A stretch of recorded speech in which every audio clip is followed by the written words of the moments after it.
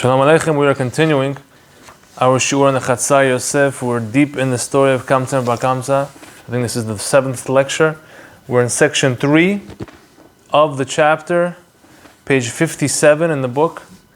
We're about to start reading the commentary of the Benayahu. Benayahu is also the Ben Ish Chai. Ben Ish Chai wrote 2 different books on the explanations of the stories of the Gemara. One of them is called Ben Yehoyada. One of them is called Benayahu. Now again, he named it, as we mentioned before, based on a person who lived in the times of Shlomo HaMelech. He was Shlomo HaMelech's general, army general, and his full name was Benayahu ben Yehoyada. So, and the Ben Ish Chai famously believed, he held that he was the reincarnation of him. So all of the books that he wrote, the major books, he wrote, all the titles of those books are found in the verse that describes that person. Describes Benayahu ben Yehoyada in the book of Kings, Melachim over there, Melachim Bet. There's a verse that describes him. It says Benayahu ben Yehoyada ben Ish Chai. He was the son of the living man. Mekabtziel. It's another name of a book. Rav Ba'alim, master of legions. It's another name of a book that he wrote. That's all him. So he wrote 2 different books, 2 different times. First he wrote the Ben Yehoyada, then he wrote the Benayahu. And just to catch up where we are in the story, you caught him up already, right? About where the Romans, Bar Kamtza showed up in the Bet HaMikdash with the animal, and Rabbi Zechariah ben Avkulas, who was the leader at the time, was hesitant as to what to do. He didn't want to sacrifice the animal, even though it was to Kohen HaGadol. It wasn't the Kohen Gadol. According to the Ben Ish Chai in the other book that we did last week, Ben Yehoyada, he says he was a Kohen, not the Kohen Gadol, but he was the head Kohen of that shift that was there. Because remember, the Kohanim, the families would have shifts every 2 weeks. They would change. It's like a nursing job. But it's much more deeper and holier than that. And he was the head rabbi there, the biggest sage, and he hesitated. He didn't want to bring the sacrifice up, and he didn't want to do the other option, which was to kill Bar Kamtza. Because remember, Bar Kamtza right now at that moment was considered a rodef, a moser, which means a informer. He's an informant against the whole nation, and he's as long as he's alive, he's a threat to the lives of Jews. And technically, the law is that he's to be put to death, so he would have been justified to kill him. And the other thing, bringing the sacrifice up was also would have been justified. Either option would have been justified. But Rabbi Zechariah ben Avkulas, the Gemara says, his humility stopped him. His humility was what caused the destruction of the temple, says the Gemara.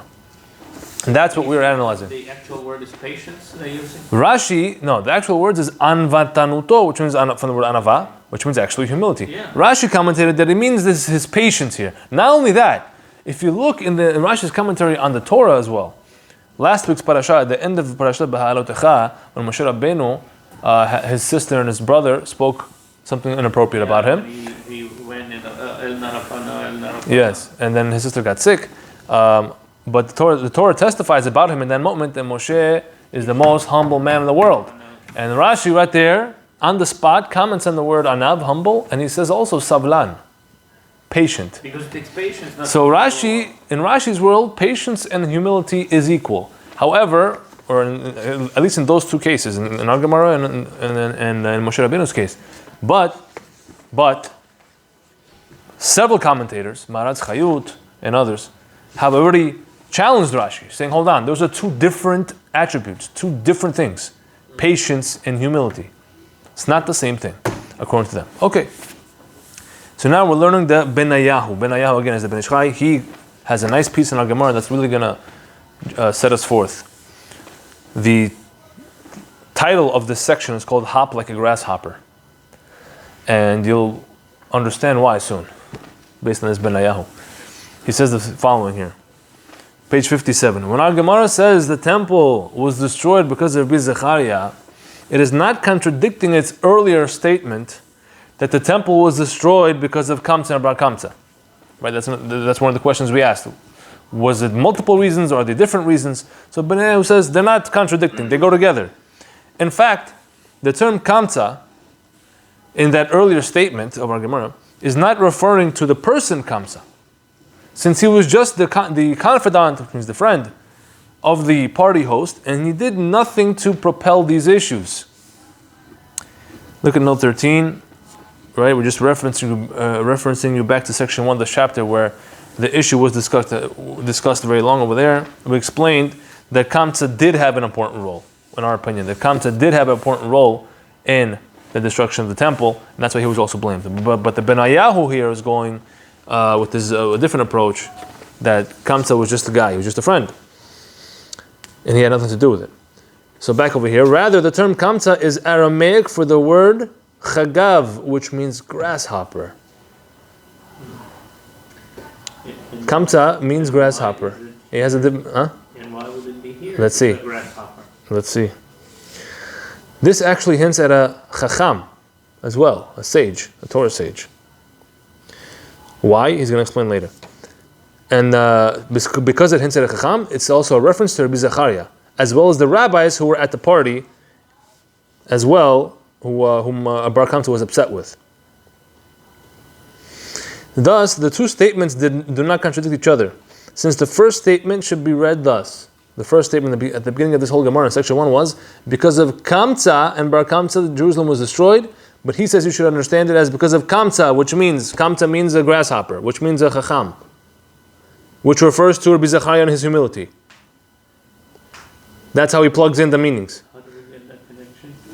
So again, the connection is, he says the word Kamtza itself cannot be referring to the person Kamtza in the story, because he was just a friend. He didn't kick the guy out of the room. He didn't do anything. The host kicked him out. Kamtza was just his friend.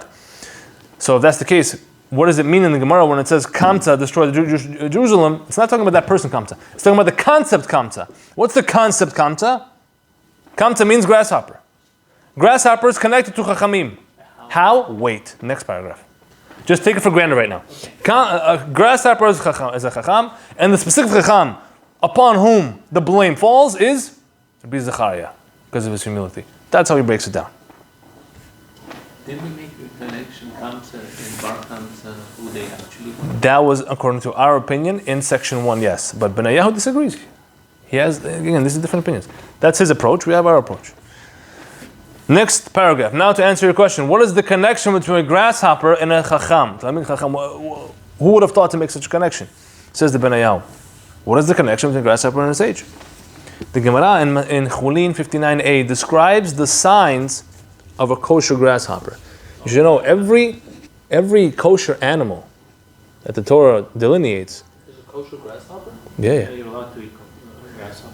So listen. Why don't we eat it? So listen, so every kosher animal, or every category of animals, has the certain signs that show us that it's kosher. Like an insect? Yeah. But we're not allowed to eat insects. Except for grasshoppers. The Torah gives you a list of 4 different grasshoppers, 4 species, which are allowed to eat. Now, why don't we eat them today? The reason is because we have lost the Masorah, the tradition to be able to identify those species. That's why we don't. However, there are Jewish groups in the world who claim that they still have that Masorah, they never lost it, and they eat it. Specifically Yemenites. If you go to a Yemenite wedding, huh? You're Yemen? Yeah. Yemenite? Yeah, my great-great-great-grandfather came from Yemen. Okay, that's one, but the rest of your ancestors are Bukharian. So he got mixed in. No, he's the one that started, my paternal. Yeah. Go ahead. But Yemenites, if you had a friend who went to a Yemenite wedding, and over there they served chocolate-covered grasshoppers, Yeah. roasted. And he said it tasted pretty good. He didn't know what it was before he ate it. It was very crunchy. So technically, since we don't have the Masorah, we're not allowed to eat it, but they are. So the Torah gives some. Sorry, is that a way of killing it? However you want. No, you don't have to shecht it. No, however you want. You could squish it and then roast it, whatever you want to do. I've seen Yes. them roasted. Fish and grasshoppers do not require any shechting process. Once they're dead, you eat them. What about when I see them frying, they're like jumping on the pan. Yeah. Are you saying can you fry them all alive? Fry them alive? I think that's pretty excessive. Well, if you want to be actually technical, you could take a fish out of the water and bite into it. It's not called Ever Menachai. Ever Menachai only applies to land animals. Let's stay in Eating limbs from a live animal only applies to land animals. So you could eat fish raw, basically. Yeah. No, we Not know. only raw, alive. I mean, Alive, alive, yeah. alive. No. If you want to take a goldfish and swallow it, We're not talking to Rabbi Dan. He said, that's the tradition. We kill, obviously we kill it because it flaps around. How are you gonna? What about an egg? Huh? Egg. Is that live too? Egg of what? Like an egg, a chicken. That's not gonna. fertilized egg? It's Yeah, not. I don't know the process. Once it's hatched, it's not considered a limb of the mother anymore. So it's allowed. Really? Yeah. Once the egg is hatched, it's not considered a limb of the mother. Again, it has to be from a kosher species. You can't have an ostrich egg. no, wait a minute. Yeah. Oh, you talking? Okay, guys, how do we veer off to halachot kashrut over here? Come on. Okay, no, let's go. So every category of animal has signs that makes it kosher. Okay. By land animal, it's choose its cut and split hooves all the way. By a fish, it's fins and scales. By Grasshopper? hold on. By birds, the Torah doesn't tell us the signs, but it's part of the oral Torah. It has the 5 different signs. I don't want to get into it now. By grasshoppers, also the Torah doesn't tell us the signs, but it's part of the oral Torah, and it's found in Masechet Chulin 59a. It says the following. It has 4 legs. Kosher grasshopper has 4 legs. 4 wings. And 4 wings. yes, 4 legs, 4 wings, and 2 karthulim. Very important word here. Look at note 17. Karthulim. This word is not of Hebrew origin, rather it's Aramaic. It appears through the text with various spellings, including Karthulim with the tzadi and sometimes Karthulim with the samich. And modern day Hebrew also uses it, I believe, to mean ankles. Ankles? Yes, and that is the kind. Look what it says over here. Talking about ankles? Ankles. Or are you talking about Ankles, yeah, ankles. So the long legs. Yes, to kick off with. Yes, so we'll get there. So Karthulim and its wings cover most of it. That's what it says in the Gemara. Again, the Gemara says 4 legs, 4 wings, 2 Karthulim, and the wings cover most of the Karthulim. Rashi explains the Karthulim are the long legs that help it jump. It's the jumping legs, which start near its head and extend all the way to its rear. So it's almost like this. You know what I'm talking about? It's like a triangular leg like this, and that's why they hop. Those triangular long legs. It starts from its head, it rises up, and then it has like a joint, comes down. Those are the karthulim of the grasshopper. This day Yitzchak, this is the Benayahu quoting him, brings down a story when he was intensely studying the anatomy of the kosher grasshopper. And then one of these grasshoppers jumped onto his book that he was studying. He grabbed it, examined it, and brought it to the study hall, the Bet Midrash, and confirmed that it was indeed a kosher grasshopper. It had an image of a red letter Chet on its belly. This letter Chet hints at its name, Chagav, which starts with Chet. But it also hints at Chacham, sage, which also starts with Chet. The red color of the Chet hints at the fire of Torah, which exists inside of a sage. As it is taught in Masechet Ta'anit 4a, it is the Torah that boils him, right? Torah is very often metaphorically compared to fire. Its anatomy and kosher symbols also hint at a sage, the grasshopper. How? There are 2 types of Torah that a sage must learn. Number 1, mastery of the text. You have to know what it says. If you know what it says, good luck, right? You have to know what it says, correct? And number 2, the tool of analytical logic, which means it's not enough just to know what it says. You have to know how to work through what it says. Okay? So it's the material and how to use the material. A teacher must also review a matter of Torah with his students at least 4 times, right? We have sources that say this. You're supposed to review what you learned 4 times to remember it. Similarly, there are 4 layers of Torah that must be learned, called the Pardes, Pei Resh Dalet Samech, Pardes, which means orchard of Torah. It's a very common theme that we speak about. Look at note 18. I break it down for you what Pardes means.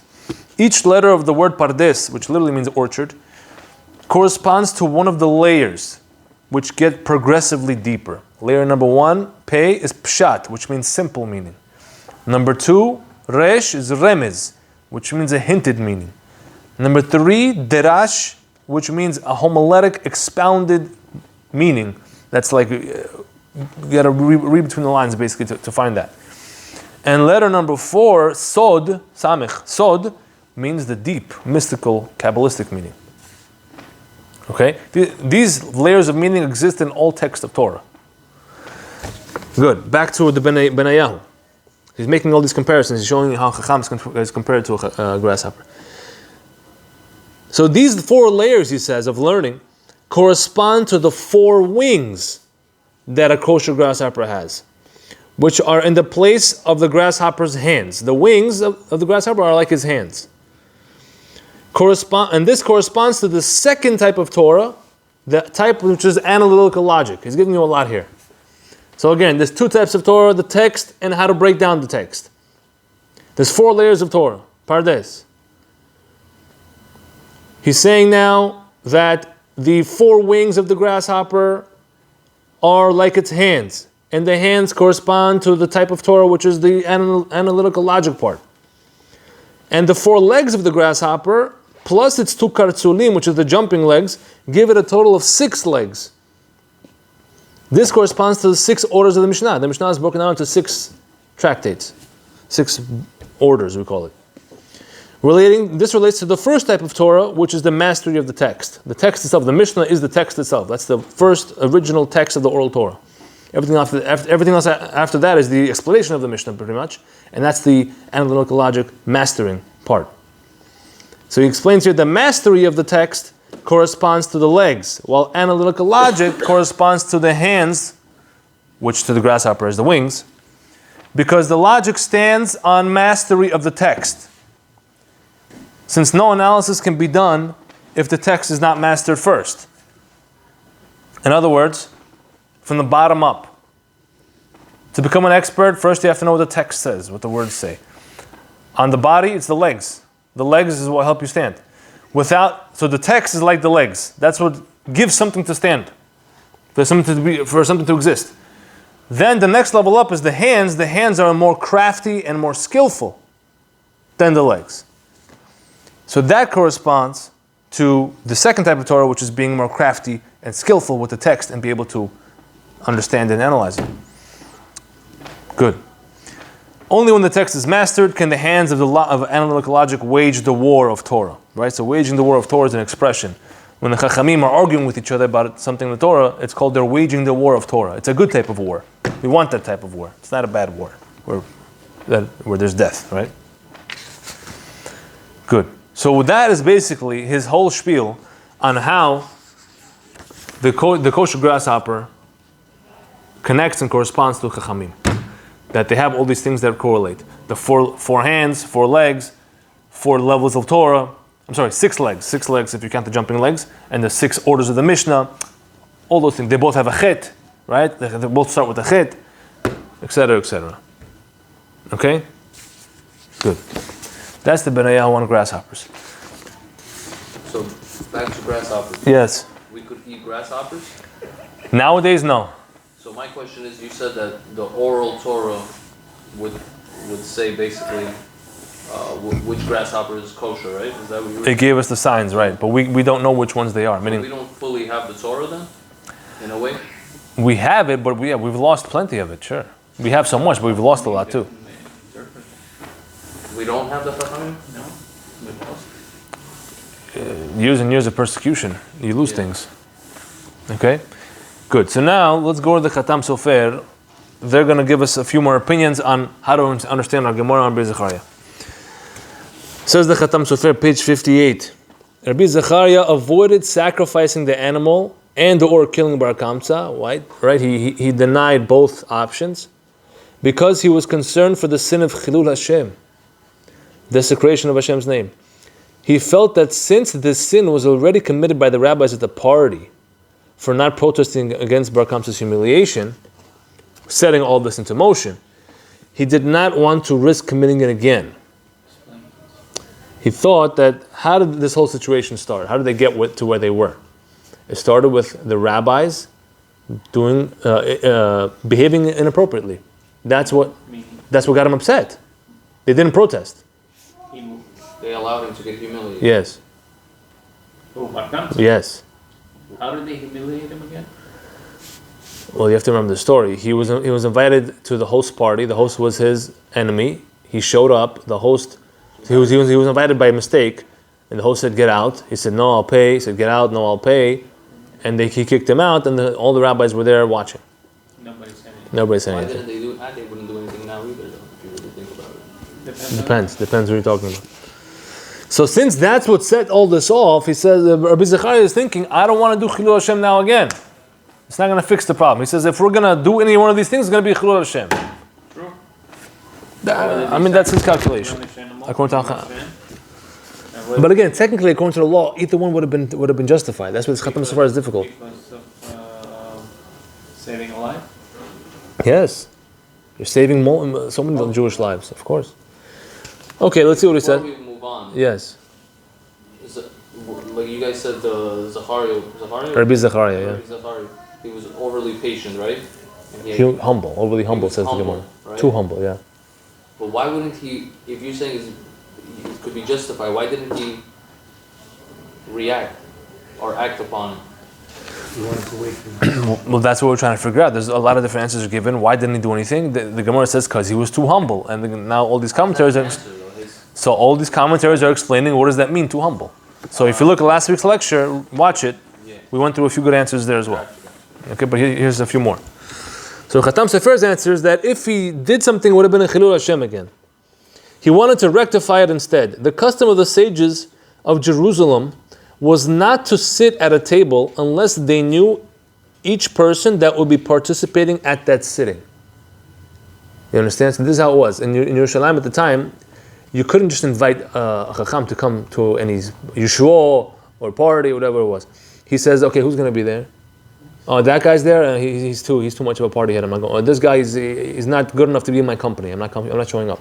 Chacham would say that? Chachamim, of course. They'll be very careful what they sat with. He did not want to sit with people that people would say, well, how could you sit with this guy? He's this. Right. You know, you're showing if it's okay or not. They're leaders. Everybody's following. Today's the opposite, though. Today it's a little different. But we're talking about at that time, and then Yerushalayim, that's what the custom was. As such, they would reject those who are not worthy. Rabbi Zechariah, however, due to his humility, was not concerned about this. So that's how he explains his humility. That he was the exception. He didn't care. He sat with anybody. So that was the humble side of him. What's the proper thing to do, though? Depends. At that time. Depends. If you think humble, it's debatable. We are commanded to be humble, right? Yes. So then he did the right thing. But then they look at this, he did the wrong thing because he said with the wrong people. And as a result, the temple was destroyed. Look at note 20 now. We're trying to explain the Khatam Sofer a little better. It seems Khatam Sofer is acknowledging the detail mentioned in Midrash Echad Rabbah. We said there's a Midrash in Echad Rabbah that brings a very similar story, just a different version. And in that version, it says that Rabbi Zechariah was present at the party where Bar Kamtza was humiliated. He was there. He was one of the rabbis there. Thus, Rabbi Zechariah, in his humility, sat at the table with Bar Kamtza, even though Bar Kamtza may not have been worthy, because he was such a hothead like this. What do you mean by word? He wasn't on the proper spiritually refined level to sit with them, because you can see based on how he lashed out on them. Look what he did. This is a huge thing, right? So Rabbi Zechariah then failed to protest the humiliation, again due to his humility, which led to Bar Kamtza's plot and the eventual destruction. So meaning it makes a lot of sense to say that according to the Khatam Sofer, he would say that he goes by that midrash that Rabbi Zechariah was there. He was there at the party. So now if he says, if I kill him now, it's not going to fix anything. That's how he understood. He was humble. Well, the question was, why was he there? Why was he there? Because he was so humble that he would sit with such a person as Bar Kamtza. So it was all one big circle. He was so humble that he was sat there, and since he was there, he didn't want to kill him now, since he was there. Because it would have been wouldn't have looked good. At the end of the day, none Who of them would have have to kill them. Who was supposed to go? Well, they asked Rabbi Zechariah, let's kill him. Remember the Gemara? How you got a man that's humble that kills people as well? No, he didn't. That's the point. He didn't. But would he? He didn't. He didn't. Technically, Because of his humility. necessary to do. They're supposed to. According to the law, sure.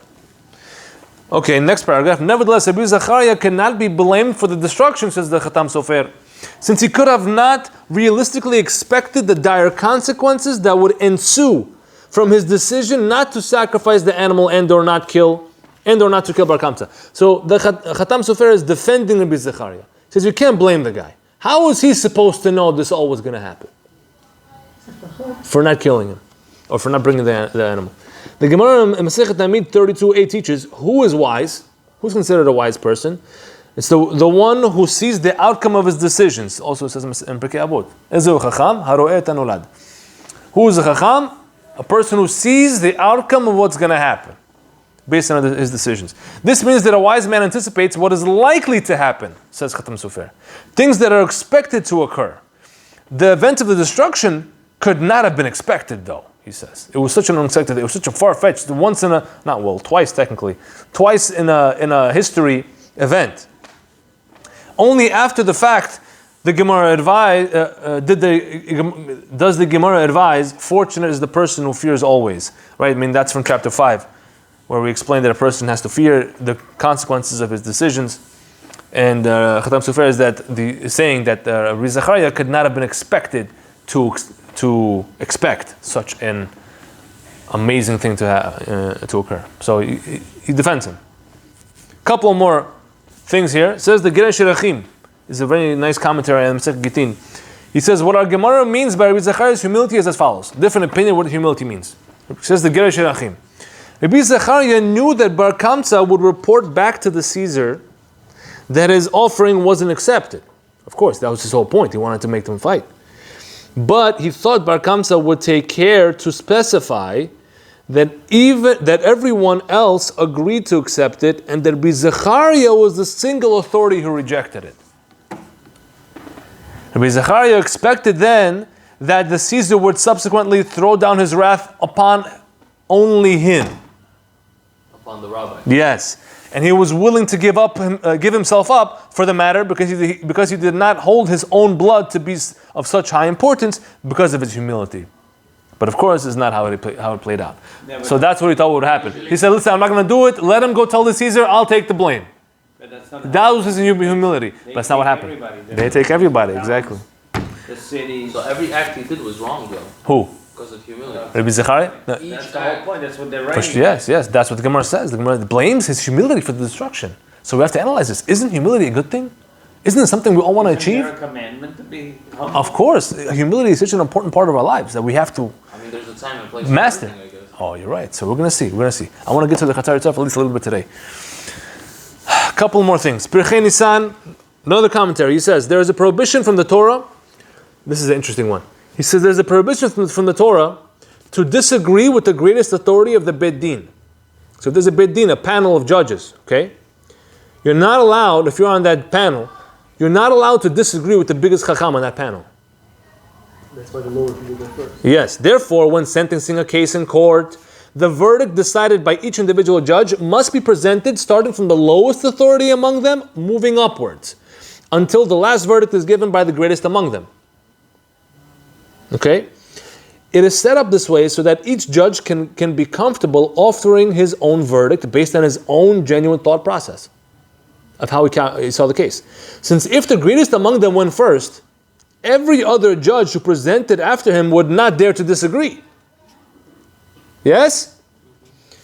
Regarding the case of Bar Kamtza, all the other authorities wanted to sentence him to death. Because, listen, we're saving lives here. Based on the principle that one must rise up and kill the one who is coming to kill you. Right? We understand, we know this principle. The issue was that Rabbi Zechariah was objectively the greatest among them. They all knew he was the biggest chacham. They all knew. Yet in his awesome humility, he did not feel he was the greatest. And so he offered his verdict first. You see the catch-22? You see the paradox? Everyone knows he's the greatest, except for him.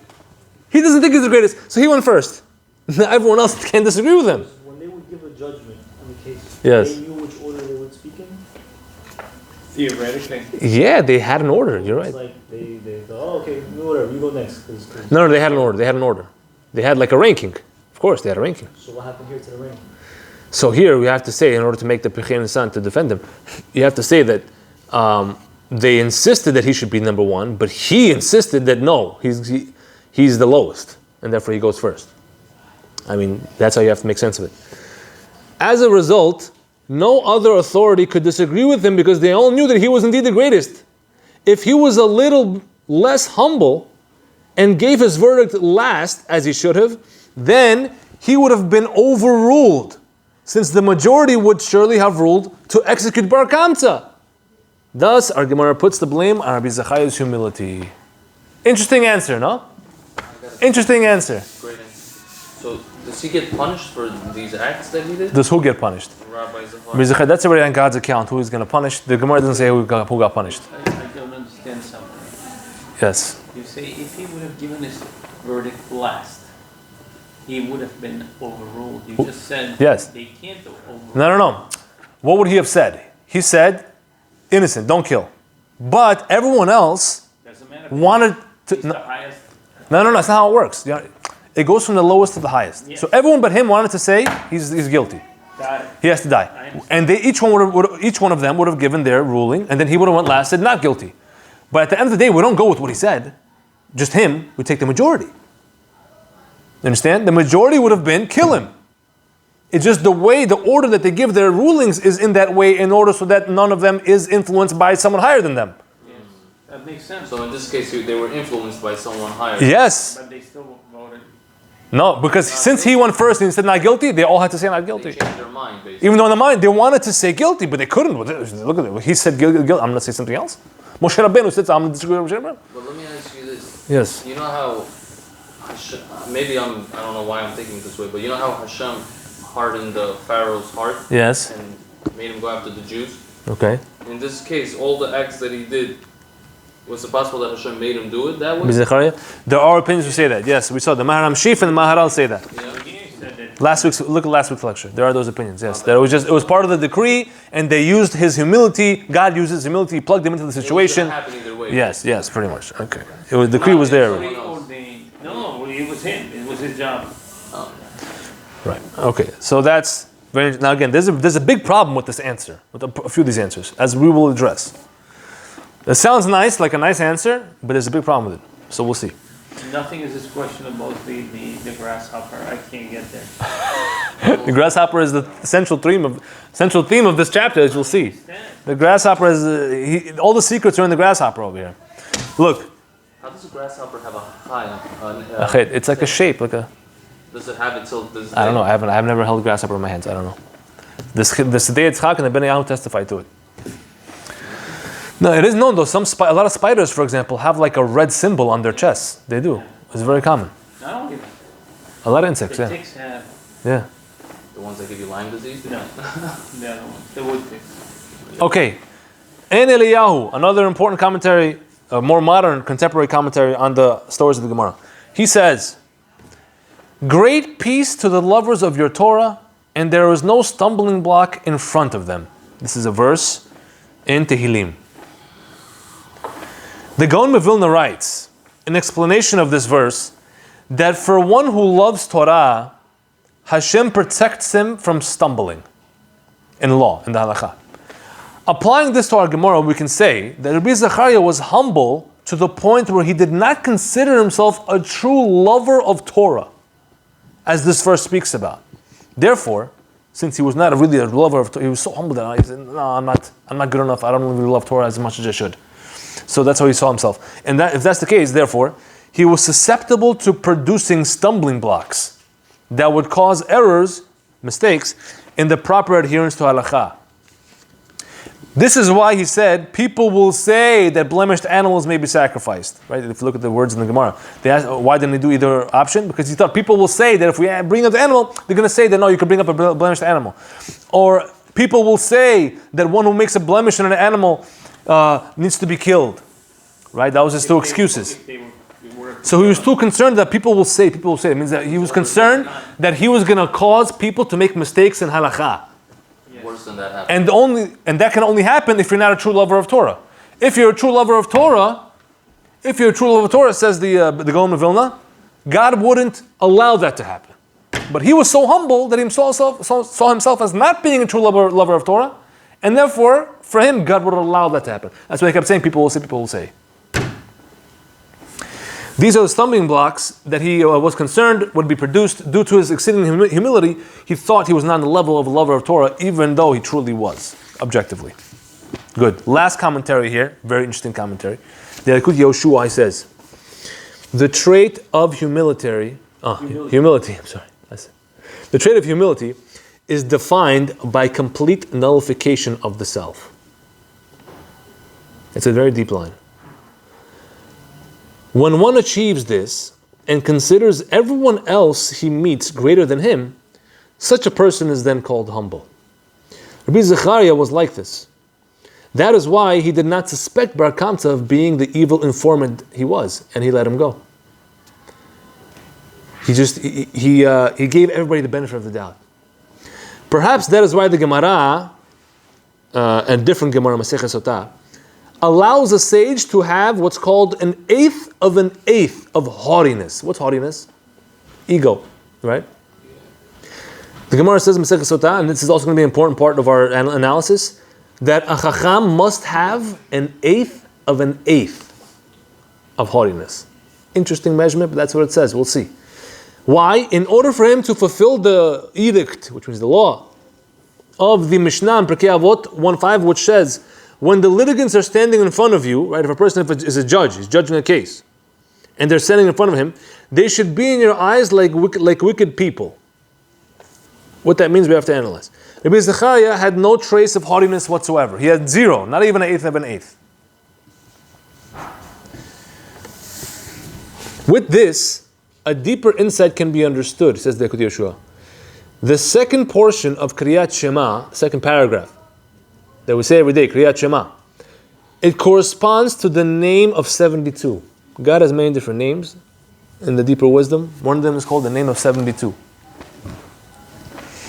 The word Va'avadetem, right? There's a pasuk Va'avadetem mehera me'an aretz tova she'Adonai noten lechem.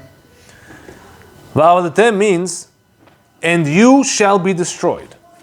That verse is talking about if you don't listen to me, don't listen to God, you won't have rain, you'll be destroyed from the land, right, etc., etc. And you shall be destroyed. In this portion of Kriyat Shema, and that word, he says, in that paragraph, corresponds to the holy three-letter name, Ayin Nun Vav, which is the root of the which is the root of the word meaning Anav. What's Anav? Humble. So we have to explain some background here, okay? Look at note 34, just to understand what does it mean, this name. I'll just read it for you. A very important note that talks about a very deep concept in the deeper wisdom. It is taught in the deeper wisdom that there are 72 three-letter names of God. Right? Three-letter names? There's 72 of them. Three-letter names, but yes. There's many more names. And there's more beyond that, right? Okay. Names of God that are derived from 3 consecutive pasukim, verses. It's in Shemot, Exodus 14, 19 through 21. Each of which contains 72 letters. Each one of those verses has 72 letters. Okay, so 72, 72, 72. They are permutated, which means derived, by taking the first letter of the first verse, the last letter of the second verse, and the first letter of the third verse. So you go first, last, first, put them together, that's one name. Okay? And combining those 3 letters together in that order. Then the second name is the second letter of the first verse, the second to last letter of the second verse, and the second letter of the third verse. Right? In the Torah. You do that 72 times, you get 72 3-letter names. The Rizal teaches that each word in the second portion of Kriyat Shema, right, of Vayayam Shamoah, each word in that paragraph corresponds to one of these 3-letter names. Has anyone figured it out? Of course, the Rizal, it's all there, it's all written. Also, if you look in a Kabbalah, of course. Names, oh yeah. Do you know of them? Yeah, it's very simple. It's all there. If you open a Kabbalistic Sidur, prayer book, they put them up. They put like in the small letters. They put the 3 letters on top of each word of the second paragraph of Kriyat Shema. And really, if you're a Kabbalist, you're supposed to have in mind that name every time. You're supposed to know those names, no? No, you're talking about other things. We know a lot in Kabbalah. We know a lot of names. Okay? Yosef, Yes. are these the only 3 verses in Torah that have 72, 3, 3, 3? I'm not sure, but probably. In a row? I'm not sure, but probably. I haven't looked through all of them. Okay? So now, we go back to what the Yalkut Yoshua was saying. The word Ba'avadim, which appears in the second paragraph there of Kriyat Shema, corresponds to one of those names. Which name is that? Ayin Nun Vav. Ayin Nun Vav means humble, anav. The message is that being overly humble can lead you to Ba'avadim, which is, you shall be destroyed. As happened with Rabbi Zechariah ben Avkulas. And that destroyed? They all got destroyed because of his humility. So was he humble or was he naive at the end of the day? So let's look. So now we finished all the commentaries. We have a couple of minutes. I want to just get the first paragraph or so of the Chatzar Yosef, where we really dive in to this whole thing. And I think you're going to learn amazing things here. But we're not going to finish it today. Maybe next time we'll finish it. There's a lot to unpack here about how to understand this last part of the story. What is humility and how does Rabbi Zechariah tie into it and what do we learn from it? So let's learn the first paragraph of the Chatzar Yosef, page 59. In order to wrap our heads around our Gemara properly, we must first lay down the definition of anava, humility. We can't go anywhere until we understand what is humility. What is humility, Avrash? Tell me. I wish I had it, I don't know. The Orchot Tzadikim writes, Orchot Tzadikim is a very famous ethics book, written anonymously. He dedicates each chapter to a certain trait. The first thing he talks about is humility. One of the first things in the second chapter there. Orchot Tzadikim writes, it's a very famous book, you can look it up, they have English, they have a lot of different languages. He writes in his lengthy definition of humility that all the facets of humble behavior, such as lowliness of spirit and regarding oneself as unworthy, are only in relation to the Creator. In other words, humility is defined as the recognition of the sheer and unfathomable awesomeness of the Creator in relation to the created, us, which must be accompanied by behavior that correlates to said recognition. Meaning not only do you think that in your mind, but you also act that way. It is indeed the most desirable of qualities to attain. The fact that the Orchot Tzadikim begins his renowned work discussing the difference between haughtiness and humility, those are opposites, right? Opposite of humility is haughtiness, is not for naught, it's not for no reason. One who does all of his deeds not for honor, nor for flattery of any person or any pleasure, only for the sake of his great name, this is the root of humility. Okay, so again, what have we said so far? Humility is your recognition that God is everything, absolutely everything, and I serve Him wholeheartedly. And I do not search for any credit for myself when doing so. Okay, that's humility. Now, there's a very important, however, nuance here. One more paragraph. Humility is the counter-strike. Okay, no, we don't have time. But I'll just give you a hint. We're going to start here next time, but the point is this, okay? Humility doesn't mean that you think you're garbage. That's not humility. Humility is you know how valuable and crucial and important you are, and your skills are, and your role is, but you do everything not for your own glory, only for God's glory. Meaning, I know I'm capable. I know I'm really good at being this or that, or really good at whatever I am at, Torah or anything else. But I only do it not for the pursuit of my own honor, only for the pursuit of God's honor. That's humility. Okay, as we'll see, and we're going to go into that deeper and how it all makes sense. Baruch Adonai Olam, Amen ve'amen.